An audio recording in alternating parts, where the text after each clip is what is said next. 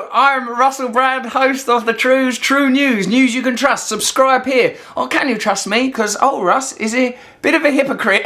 Drinking coffee from a cup.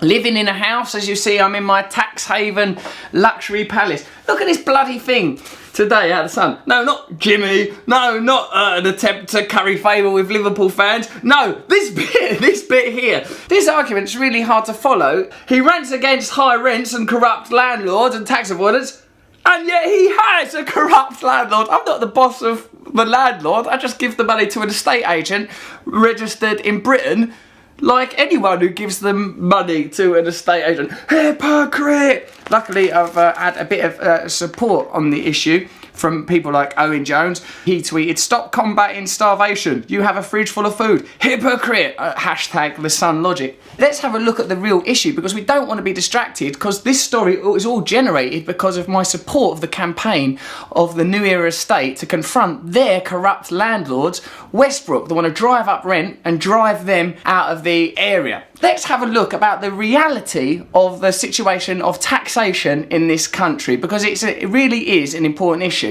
So, like with my particular situation, I just pay my rent to an estate agent, he or she, I don't know who it is. It's not Rigsby. I'm not in Rising Damp. I don't have Leonard Rossett out patrolling about, like, you know, I don't know what happens then. But whatever they're doing, it is legal. Should it be legal? That's the real question. Philip Green, he owns Topshop, which is a good shop. We all like Topshop. Paid himself 1.2 billion dividend in 2005 and didn't pay any tax because he says Topshop's actually owned by his wife Tina, who lives in Monaco. I'd love to pay her some tax and that, but Tina owns bloody Topshop and she lives in Monaco. Ah, fair enough, mate, fair enough. It's completely legal. It's completely legal. Only the system would have to change. Now, if you go to Topshop or I go to Topshop, does that make us hypocrites? Or Starbucks? Or use Amazon? Or use Google? Or use Vodafone? All these things that are all around us, they're legal entities operating within the system. It's like the system is what needs to change. I mean, they're all human beings. I'm not saying Philip Green is actually evil, but he's operating legally within a system that benefits some people and doesn't benefit others. Has anyone lately in the public eye been saying that the whole system needs to change? I don't know. Public schools, check this out. Now, you all know that we're governed by people that go Eton and Harrow, and I bet if you went to Eton and Harrow, them kids are lovely little kids in top hats. They'll be sound. I'm not having a go. This isn't about class, but Eton and Harrow are designated by the government as charities. People can get tax relief on charitable donations. Many rich people make donations to the public school where the children are being educated. Oh my God. Eton and Harrow, that's a charity. Doing a lot of charity work lately. What is it? Training the richest people in the world to be clever enough so that we can't argue with them.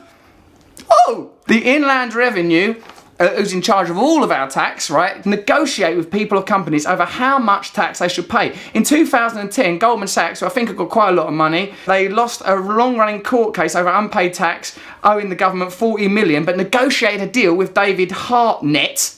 Oh, hello, I've got a heart net. I'll capture your heart. I need one. He was head of the Inland Revenue. He let them off with 10 million. Over 25 billion pound of tax goes uncollected each year. So 25 billion pound of tax, they just don't collect it because they've negotiated with the big companies. 25 billion is such a big number, but check this out. In, I think about 5 years ago, there's a hospital built in Leeds. I think it was called sort of just St James's. Check for yourself, but it cost 500 million to build that whole hospital from scratch. So when you say 25 billion, that's 50 hospitals a year. Oh no, there's no money for the NHS. We've got to privatise it. There's no money. Is there 25 billion pound of tax somewhere? Yes, we've let people off of it. But now let's move on to the you know, like, I don't want to make this about personal things, because this story, what this should be saying is brave New Era estate, but what it actually says is hypocrite. Now, do you know who owns the Sun newspaper? I'll tell you. It's a man. His name is Rupert Murdoch, right? Rupert Murdoch, he must be really confident in the area of tax, mustn't he? Like, looks like what I like is they've got, like, imagine the resources the Sun have got. They've got the resources to keep, like, Rebecca Brooks out of jail. Andy Coulson only got a light sentence, remember, after they went through that dead girl's phone. Enough resources to never really pay the price for the travesty of Hillsborough and the Justice for the 96 campaign, which we continue to support. So they've got some serious resources. They've, like, run this massive thing, and what they've come up with is his landlord don't pay tax. That is like the bit in Life of Brian where the Roman garrison go into the flat of the People's Front of Judea and come back with one spoon. How many spoons, sir? Well done, Sergeant. But let's have a little bit of a glance, which anyone can do using Google, who don't pay their tax, about Rupert Murdoch. Rupert Murdoch himself managed to avoid running up a tax bill over 11 years. He saved $350 million by using totally legal tax loopholes. That would pay for 7 new hospitals, a bit cheaper than the one I mentioned before, 50 secondary schools or 300 primary schools. So what do you want? Do you want Rupert Murdoch in absolute luxury, because the guy hates hypocrisy, or would you prefer the schools of various types and the hospitals? Interesting. He did this by using legal tax havens. So the law's obviously got to change. His media conglomerate, News Corp, which owns the Sun and the Fox News, all of our friends in humanity there, they lobbied in favour of a thing called the Panama Free Trade Pact, which made it possible for Panama to remain as a tax haven, and News Corp runs a subsidiary there, meaning that that's a legit, totally legal tax haven that they've got there. Not saying these people are doing anything illegal, I'm saying it's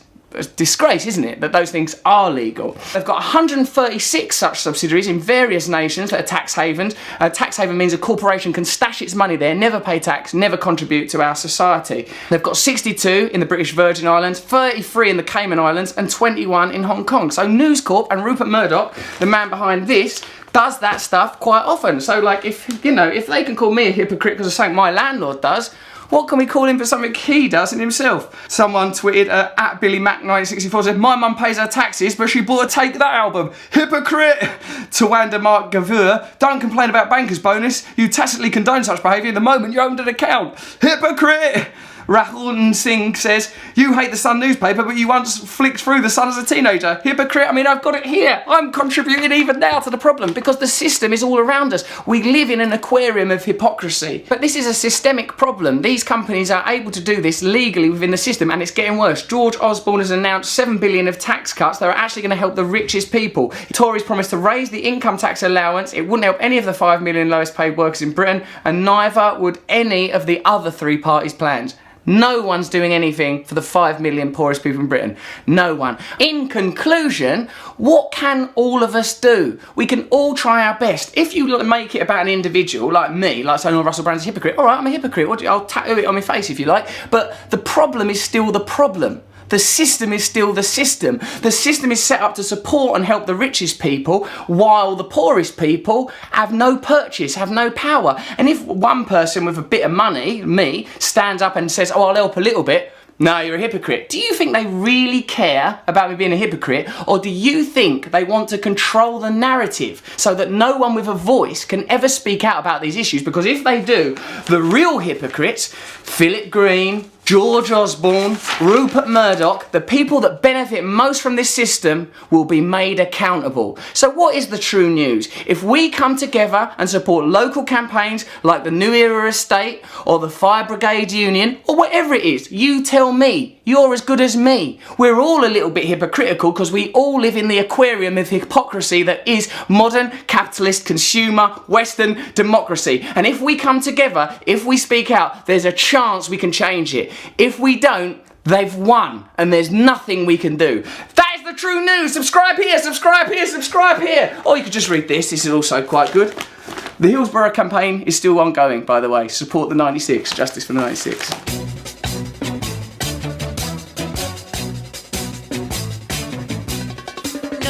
Is a tool that is abused to fool you and to leave you scared and confused. Trews is like the news. If the news was true, I want some Trews. Let's have some Trews.